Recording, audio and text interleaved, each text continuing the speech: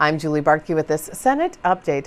A moratorium on new nuclear facilities in the state of Minnesota has been in place since 1994.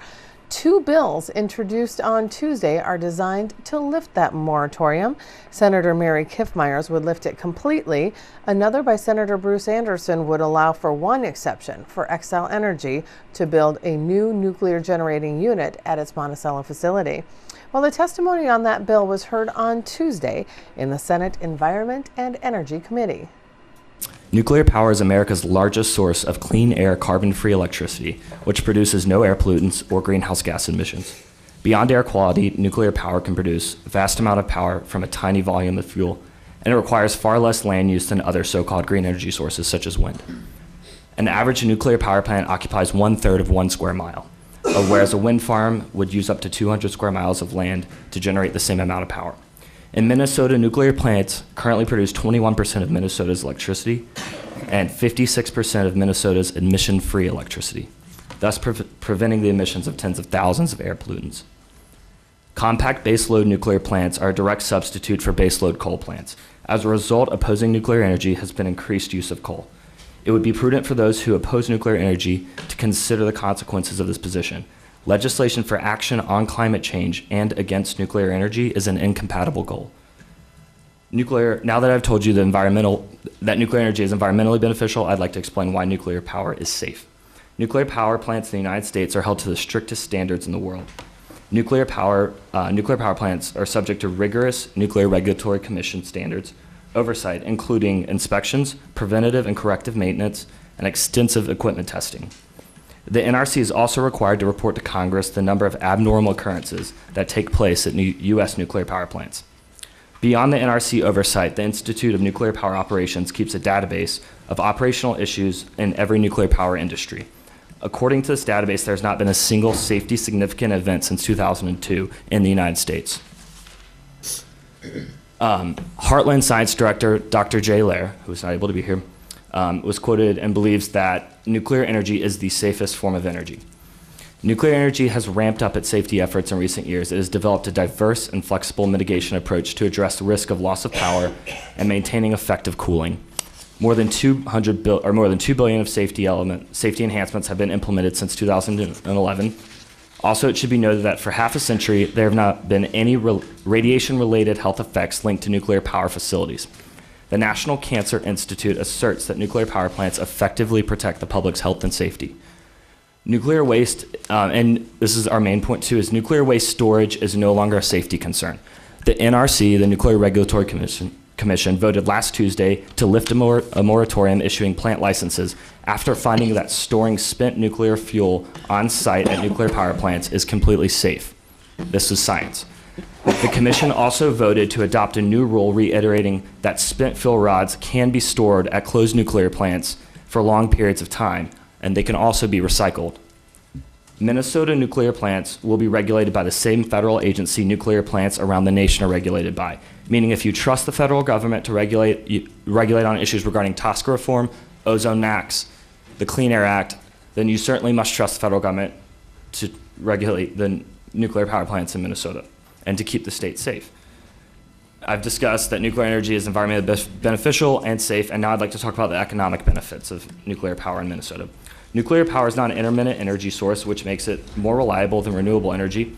Nuclear power produces electricity when needed, regardless of whether the sun is shining or the wind is blowing. Most plants have 18 to 24 months supply of uranium fuel in their reactors. This allows for grid stability, which provides consumers stable and affordable electricity cost. Nuclear power employs more than 1,300 high-skilled workers in Minnesota. Over $315 million of materials, services, and fuel for the nuclear plants are purchased annually from more than 1,150 Minnesota companies. The average payroll for a nuclear power plant, estimated at 550 workers, is $40 million and contributes $470 million to the local economy. Mr. Chair and members, I encourage you to separate facts from unproven fears that are often brought up when talking about nuclear power. Ultimately, government should enact only those regulations that are necessary to protect the environment and the public health. Nuclear benefits both the environment and the public health. In conclusion, an expansion of the nuclear power in the state would be beneficial to the environment. The industry has a proven track record of safety. New construction of the plants would provide significant economic benefits to your state. Therefore, Minnesota should lift its moratorium on the construction of new nuclear power plants. Thank you for the opportunity to testify on this important issue. We support repeal of the moratorium because it's basically a meaningless law. There's no plans for utility to build large baseload plants at this time. If a utility needed baseload capacity down the road, they would have to look at all options, including nuclear. If they didn't, they would be subject to massive lawsuits from shareholders for not doing their due diligence to look at all sources that would benefit the shareholders. There's nothing in the moratorium that prevents anybody from talking about a new nuke plant in Minnesota, from having the utilities investigate a new nuclear plant. If the spent fuel were dealt with on a permanent basis and the economics of nuclear power were to be adjusted so that they would be competitive in Minnesota, then, and the utility needed that kind of capacity, the moratorium would fly off the books, I think, in the blink of an eye. Repealing the moratorium, we feel, just makes sense. As I said, it's a meaningless law. If you do vote to repeal the moratorium, don't do it on the basis of jobs. Because like I said, nobody's got plans to build that size of a power plant in this state, and it won't result in any jobs, new jobs for my members, may for a few lawyers, but that's about it. 3 things happened to me on June 1st in 1973.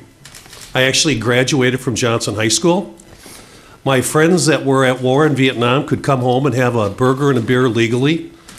And I was given an award by my high school environment teacher, Big John Nyhart, an award that was in conservation, and I still have it on my wall today. In '79, while teaching at a community college in eastern Iowa, myself and some very energetic and energy conscientious students designed and built active and passive solar homes that were based off a model called the Mid-America Solar Energy Center, a program started by President Carter. My point is that energy and thoughtful conservation has always been an important part of my personal core values. Clean water, clean air, and an efficient means of powering our state has been what I and other Minnesotans care and support. A lot has changed since that time. My hair's gone. An Apple IIe processor couldn't hold a candle to a 10-year-old smartphone. Our state has confronted great challenges, and we discuss them. Depression, abuse, racial equity, gender balance. But yet we're still unable to have a discussion about what is a clean and efficient way to power our cities, industries, and agricultural needs. So after all these advances, we're still unable to have a discussion on nuclear energy. It's 2015. The Minnesota State Building and Construction Trades Council supports bills that allow people to discuss all options for conservation and energy efficiency. Nuclear needs to be part of that discussion. Thank you for your service, and thank you for your time. We are moving as a nation into a much more carbon-constrained world. We're going to need all of the options on the table. I can't disagree with those who say it seems at this point to be very unlikely that a new nuclear plant is in our future, both in terms of cost and the period of time it would take to build the plant and all of those other factors which would be part of our resource planning process under any circumstances. But at the bottom of the issue, we don't believe that it makes sense for an option to not be on the table, including all the options. I'm fond of saying that there's dozens of ways to make electricity, and every single one of them causes a problem for somebody. And that's certainly true with nuclear, but true with every other resource as well. So with that, I'll conclude my testimony. Be happy to answer questions. Thank you. And I have one, Mr. Evans, just in terms of timeline, your current plants are, the licensure ends in the early 30s, 31 and 33 or something, but The Monticello plant license runs out in 2030.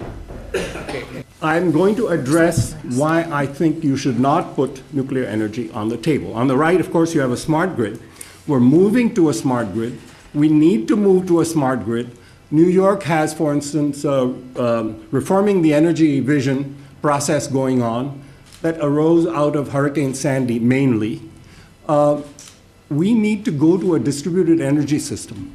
Nuclear energy is the antithesis of a distributed energy system. I'll address that a little bit. Here are some cost realities.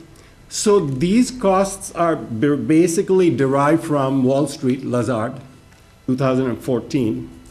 I can send you their original, but this is, I've added distribution costs to everything, because you've got to bring nuclear energy to the customers. You have it on your rooftop, it's already there. So you can see nuclear energy is, even according to the moderate calculations of Wall Street, before you take the delays and the cost overruns and everything into account, among the most expensive resources, except solar rooftop is about the same, but doesn't have the same risk, cost overruns, delays, and waste problems. It's not, every energy source does have its problems, but it's not the same scale of problems. Solar energy doesn't have problems that run into tens of thousands of years. It doesn't generate 30 bombs worth of plutonium every year to run a gigawatt plant, and so on. All right. So here are some of the problems you're inviting. Very long lead times. I've been studying energy since 1970. And since 1973, almost every official electricity forecast that goes out 5, 10 years has been wrong. Usually they are in the overestimate side. This is disastrous for nuclear plants. That's the reason in the 1980s, about 90s, 70s, about 120 reactors, almost as many as were built, were canceled. I'm not saying this just from hindsight, because I'm one of the few people who can claim that in 1976 I was a co-author of a report commissioned by the Department of Energy, working at the Lawrence Berkeley lab, in which we said, these lead times are too long, these are too capital intensive, you can't look out that far, and you may have a financial crisis coming. And we did have a financial crisis. Actually, I believe there was a bond default in the early 1980s that led to some very serious problems at some banks on Wall Street.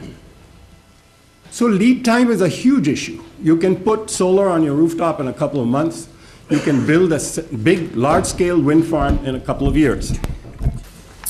And really there are three main issues that I want to cover. First, nuclear power plants remain an unacceptable energy source until our nation finds solutions to nuclear waste disposal, safety issues, and the high cost of development that would be paid by ratepayers. Instead, we should continue to demand a national solution to the nuclear waste dilemmas that face us here at both Prairie Island and Monticello. Otherwise, these two communities in Minnesota may become permanent repositories for nuclear waste. Second area is the argument around the need for baseload power. Based on current projections, Minnesota does not need new nuclear power plants, even though they provide steady baseload power.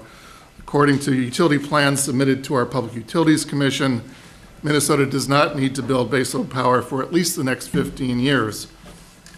The last nuclear power plant in Minnesota began operating in 1973. The last coal-fired power plant, the other form of baseload power that's frequently mentioned, was commissioned in 1987. In the meantime, Minnesota electric utilities have responded to increasing electricity demand with a diversified mix of lower cost and environmentally preferable resources, such as wind power and facilities that burn natural gas and biomass fuel. Increasingly, utilities and their customers are taking advantage of the steep drop in the cost of solar, adding further diversity to our energy mix. Minnesota has also invested in energy efficiency and conservation that has eliminated the need for more than 2 large baseload coal and nuclear power plants during the time that we've been making those investments. These investments keep energy dollars working in the state to produce jobs and lower energy costs for both residential and business consumers. Minnesota is well positioned to utilize lower cost natural gas, new hydroelectricity under development in Canada, in addition to expected contributions from renewable energy and energy efficiency resulting from the legislature's far-sighted policies of the last few years. I just need a little more clarification that expanding nuclear would be a drain on our economy. Because we had nuclear, I think we've been able to actually have the economic growth in the state because we've had low rates and they've been sustainable and they're economical. So by expanding nuclear, can you explain why that comment drain on our economy? I don't understand that. Mr. Chairman and Senator Rosen, we had the good fortune to build nuclear at the time when nuclear costs were relatively competitive with other forms of energy sources. That's simply no longer the case. Most estimates of nuclear power costs are that it's several times more expensive than the next leading competitor, and those are the costs that we're thinking would not be a help to our economy, but rather a drain. I think historically it has been environmental concerns and whatever's popular at the time. So it's refreshing to hear Mr. Grant concerned about cost to businesses in our energy portfolio, because I think most businesses would find it quite costly to be dependent on wind and have the wind not blow when they were in the middle of production, or they would find it quite costly to be dependent upon solar and when they're trying to run third shift manufacturing, not be able to turn on their machines. And so I'm grateful that he brought the cost discussion to the table today. Mr. Chairman, if I might, Department of Commerce has always had a strong focus on cost to ratepayers from our energy sources. Fact is that adding solar and wind power to our system is not as if the customers relying on those sources are relying on those sources exclusively. They are relying on a system that supplies energy to them across a wide variety of resources, increasingly including renewable sources, which we've demonstrated we've been able to add without reliability or excessive cost concerns. Thank you, Mr. Chairman, members. My name is George Crocker. I'm the Executive Director of the North American Water Office, which is the organization that was on the point when we went through an extensive series of nuclear contentions beginning back in 1988 and culminating, of course, in the legislative struggle we had in 1994. I was there throughout, on the point, learned a lot, haven't lost a debate about it since or during, and I'm here to say that the reason that nuclear is not on the table as an option is because of lessons learned during that time. The analogy I would like you to think about is using a chainsaw at the dinner table to cut your butter, okay? You can do it, but it's really, really expensive, it's really, really messy, and it has a great potential for a whole lot of collateral damage. Thank you for the vigorous discussion, and appreciate it very much. I think that as the years pass, updated information is very important. The big thing to realize here is that 2030, 2032 is not far away when we're talking about a huge amount of baseload power. So putting this off to not even be able to look at it, to consider it, to me is a short-sighted approach, and we have the duty to be responsible to our fellow Minnesotans, and all options should be able to be looked at. Again, lifting the moratorium just lifts the moratorium to look at it.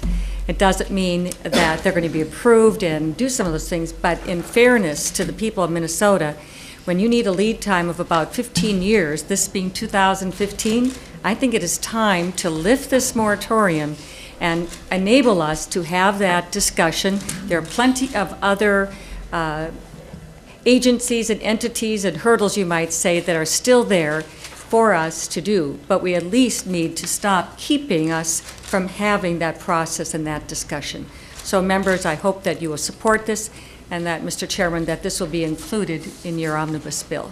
Thank you. Thank you, Senator Kiffmeyer. Senator Anderson.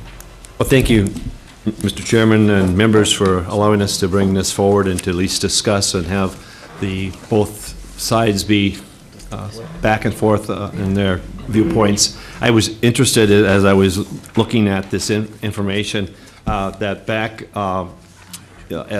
President Barack Obama's second inaugural address, he called for action to respond to the threat of climate change. And he said, leaving aside the question of whether the threat of man-made global warming is real, his call for reducing carbon dioxide emissions was calling for the state of Virginia, which is a major deposit for uranium, to lift its moratorium there from being able to go ahead and mine uranium. And uranium is a major part of the nuclear power situation. And so to see the president calling for this to happen in some small way, some small part, it just seems to me, as Senator Kiffmeyer mentioned, that as we approach 2030, 2031, 32, that we should at least be able to discuss this, to talk about it, and get back and forth the discussion about it. And I think it's very appropriate. And I thank you for the opportunity.